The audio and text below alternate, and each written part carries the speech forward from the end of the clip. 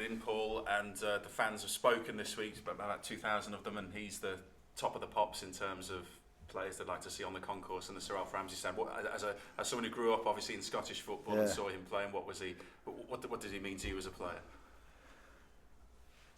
It's funny because I was brought up in an era with Walkie, Douglas, Souness, Hansen, all them guys, and the Scottish team was really, really good at that time. John Robertson, people like that.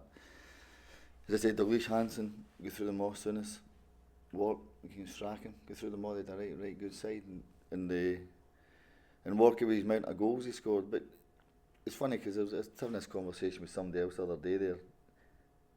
When I was growing up, you could virtually name that whole Ipswich team. Same way I could do the Nottingham Forest team in the 80s, European Cup teams, and Ipswich team was a team that you could rhyme it off in your sleep. That's how good they were. And Walkie, if his goal scoring was 36 goals, whatever his for centre midfield, dear oh dear, you'd love to know what it would be in the market today. The game's different, but the ball's still the same shape and the goals are still the same size. And to get that amount of goals, that's just a phenomenal thing. And as I say, I have a laugh about him with the escape to victory thing. He had 2 lines and they were dubbed, which I just find incredibly funny, being Scottish, because people think we talk funny up there, you know. And even the movie, I can still see him in the movie, you know, the moustache and handlebar moustache and things like that, you know. But even when he comes in here, he's absolutely brilliant. And my God, if you had a player like that on your hands in this given day, I can understand why fans talk about him, hold him in the highest regard. And I asked the question myself, if there was one player I could take to put in the team at the minute, and no disrespect to Big Terry and Mick Mills and people like that, and Russell Osman or anything like that, because they were all brilliant in their day. I went for Wark myself, but just because he could score the amount of goals. You mentioned his market value there, which is difficult to put a price on. We were talking to him last week about what he might potentially get paid if he was a player today, doing what he did back then. Oh dear. Put it this way, I don't think he would have to work again. He wouldn't be working for us, would he? No, I wouldn't. No. Oh dear. I don't mind if you're a top player, get as much as you can at the game, because it's a short career, and if you're a top player and you've earned it. But I think Walkie was in an era where, the same as myself, where winning was the most important thing. To win trophies was incredibly important to you as a footballer. The money, I think, took over a good bit of the game. But with it, but I think the great Liverpool team we played with as well, as I said, that team as well, you could round that off. The great team we played in here in the 80s, his market value and what he'd be worth would be phenomenal, you know. The only thing I've got against him is he does an ambassador role here, and then he takes a blue tie off and puts a red one on. He's up to Anfield, you know. So, but he's brilliant. I think I love him to death. I think he's been brilliant since we've come in, and I think as an iconic figure for the club, he's first class. Well, you mentioned the red tie there. I was going to say, is he welcome here on days like today after Celtic's result last night, and the fact that he'll be gloating. Oh no, I forgot about that. Do you know that? He'll be gloating for fun, him. You know, we have a wind up anyway when he comes in, because he's a big Rangers man. It's the only thing wrong with Butcher and Wark. They're Rangers men, you know. So I need to do something with that. So he gloats. Do I think Rangers will win the title? I think no. I think it's going to be too much for him. I think Celtic will win it. If Wark is in the day, I've got no doubt he'll probably have a little wind up with the Celtic result. But no, he's a big Rangers man, and I think that's the only thing wrong with him. He's a Rangers man, you know. Can we look ahead to Saturday? How's your town squad looking? Obviously, there's going to be a couple of notable absentees, including Caden Jackson. After the red card, you decided not to appeal. I don't think we could, because I think the footage wasn't conclusive of that we could appeal with it. I don't think it, and you've really got to prove the referee wrong. That it was wrong. I couldn't see enough footage to go against it, and you didn't want to risk a rule of maybe getting another game on top of it. So, different if the game was on TV or a Sky game, you might have got different angles, but I couldn't see whether it was intentional or no intentional. Kane said it wasn't, but that's word against word. You've got to have that evidence of footage. Caden's not that type of player. That's the thing I don't get. He's not that type of player to go his way and stamp on somebody or hurt somebody. You must be gutted to be missing, some key. Well, every game's key, isn't it, between now and the end of the season? Yeah, but that's for disappointing, and it's somebody else's fortune to go and try and perform. So yeah, it's a blow. James and Caden out, but it's a chance for somebody else to go and perform. We have got another recognised striker, obviously, in Freddie Yeah. Sears. Teddy Bishop can play as well. But how close are they to perhaps starting and maybe playing the full 90 minutes? Well, the two of them have done great to get back to where they are. Freddie was absolutely brilliant for us when we first came in. Then he gets injured with his knee. Bish, as you probably know a lot better than I do, has been big talent, up and down with his injuries. But huge talent, but you've got to play for somebody to recognise how good you can be. So if we can keep the two of them fit, they're not too far away from games. I think that's important. And the big thing is for me, for them to be fit and healthy for the remainder of it, and staying on the pitch. Freddie's, I think, in a really good place. Bish, because he's had the stop-start thing with it, hopefully touch wood, he's going to be okay.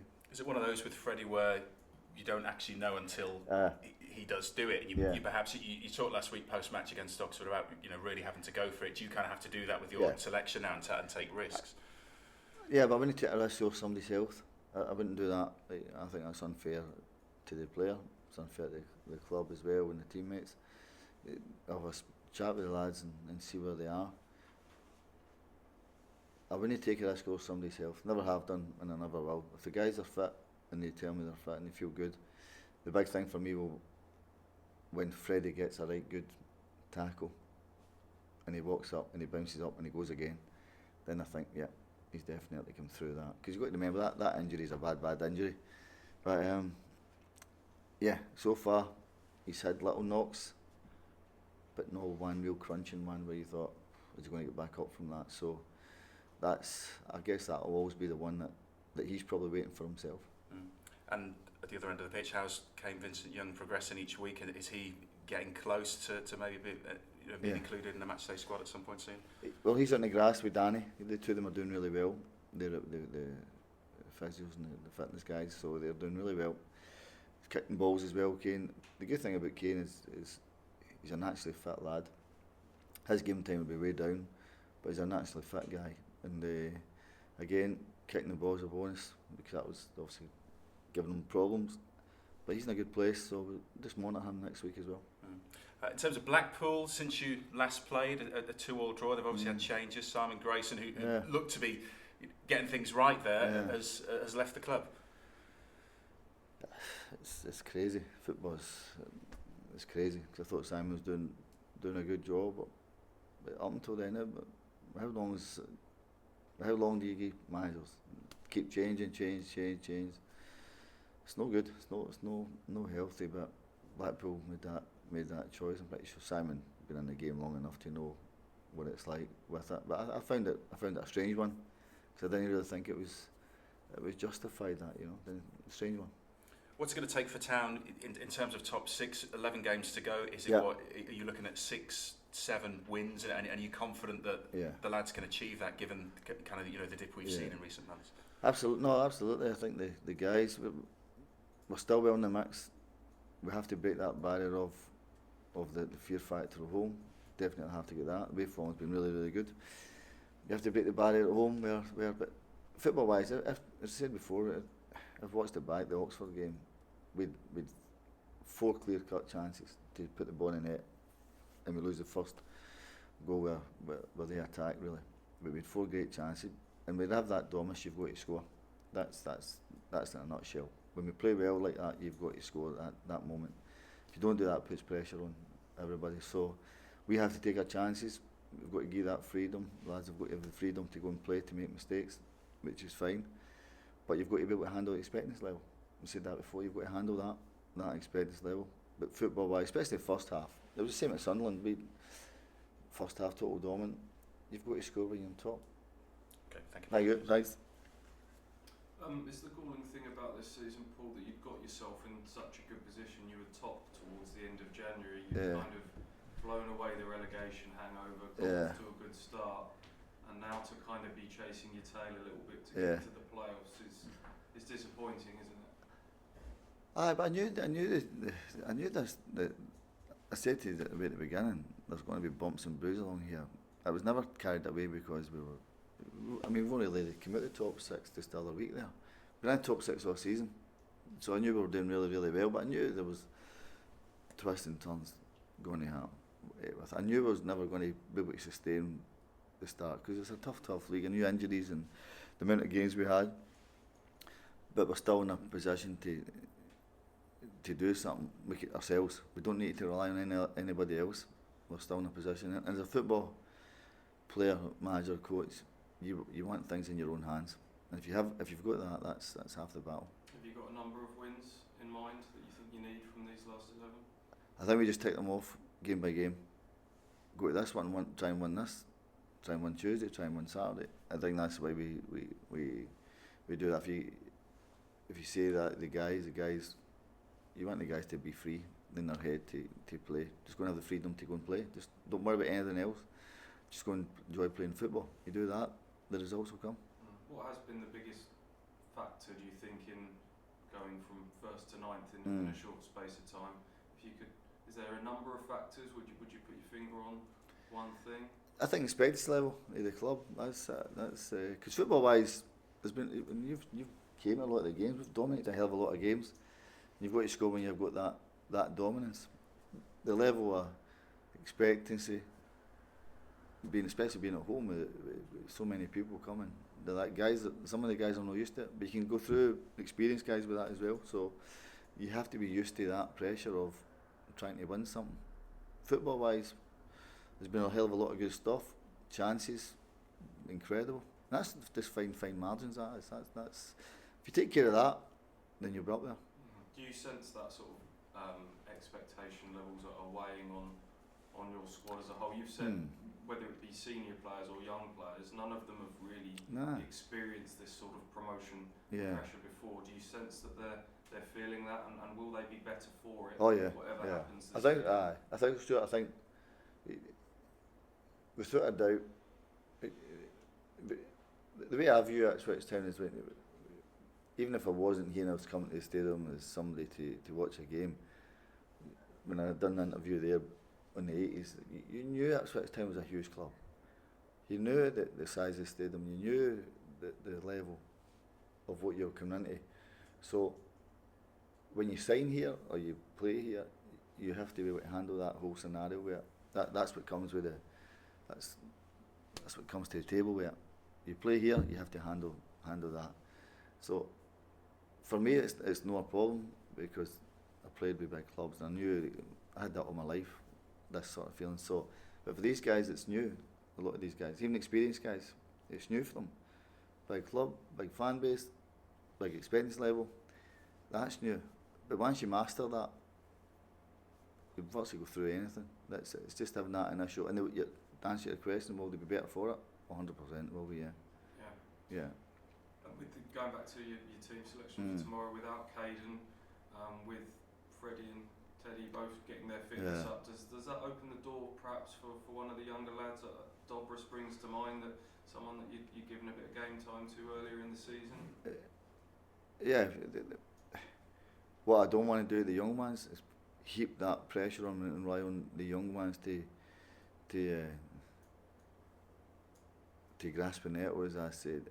Different if we were a team full of total experienced guys, but we've got a lot of young guys as well. When I was breaking in, I had most experienced guys to help me playing. If Dobbs comes in or other guys, Ben Morris or Tommy Hughes, they've all been doing great, the kids, doing really, really well. They've got young guys to help them as well.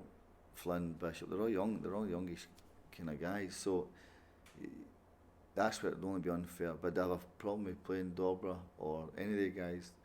No, 'cause I've done it. I've done it with them.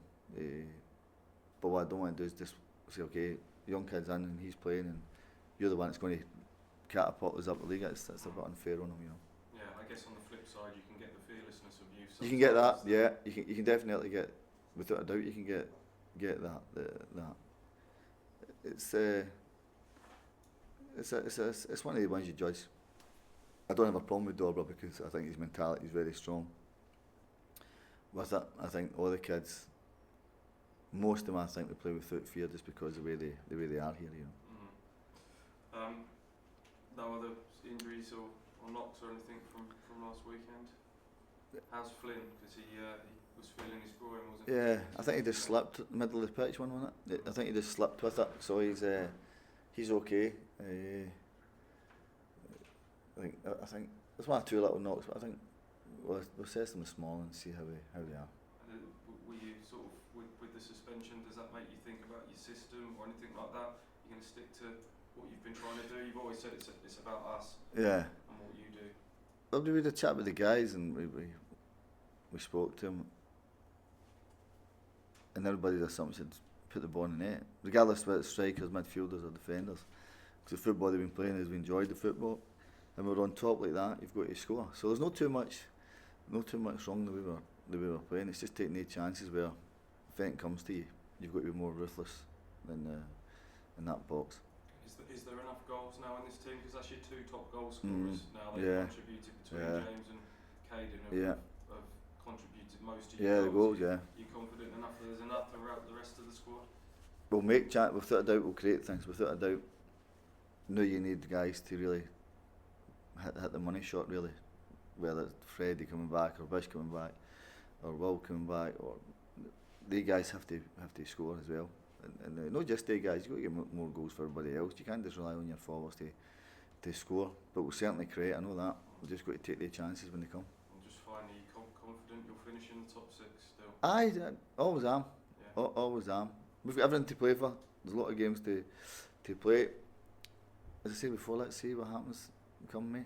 Yeah, great. Alright, right, thanks. Is it now the top 6? Is the top 2 beyond you now? Nah, you go for everything. You go for everything. Until somebody mathematically says it's impossible, you go for it. So if we can get a top 2, great. You go on a run, great. There's going to be a hell of a lot of twists and turns in this league before anything's decided. So you never give up. You never give up until somebody says, nah, it's not possible. You know. When you mentioned Dobro and Ben Morris, I think Ben Morris obviously similar sort of position fitness-wise to Freddie Sears. Same, yeah. Long time out. Yeah. The kids have had really bad injuries as well. You know, there's been some horrific ones here. It's happened. So their time scale, it's not just been a few weeks. It's been nearly a year. The kids have been out. You know. I mean, they could get a chance from the bench at this sort of period with strikers out, and if they get it, there's a chance for them, isn't there? That's that. And it's I always say somebody's misfortune, somebody's gain. It's that's football. That's how it kind of works. So. But do you have a problem with the kids? No, because I know exactly what I see with them here. I watch them train with us at certain times, and they all step up to the plate. They all do really, really well. So, yeah, I don't have a problem with them playing. And Blackpool got a caretaker manager at the moment. How does that work with the squad? Do squads take to caretaker managers, or are they kind of waiting for new men to be the permanent manager to be appointed? Is it a different atmosphere around the squad? I don't really know how they would feel, whether they think this is what it is, or wait for somebody else to come in. I'm never quite sure. I guess if the team loses, the easy answers are don't have a manager. If a team wins, where they say, okay, this guy's good, so I guess they'll probably blow with the wind, you know. Do you know David Dunn? I know Dunny, yeah. I know him. He was at Blackburn. He was a nice guy. He done the kids up there at Blackburn. He's a good guy. And we haven't spoken about Jack Lancaster for a little while. Where's he? Doing well. He's dear. What an injury that was as well. That is he's doing all right. He's on the grass and he's out there, but he's not getting any pain. I think for the first time in a long while, which is great. So, but I don't think you'll see Jack until next season in the pre-season, I think. But the pain's no there, which is a massive thing for him. Well, all right, thank you. all right. See you later on.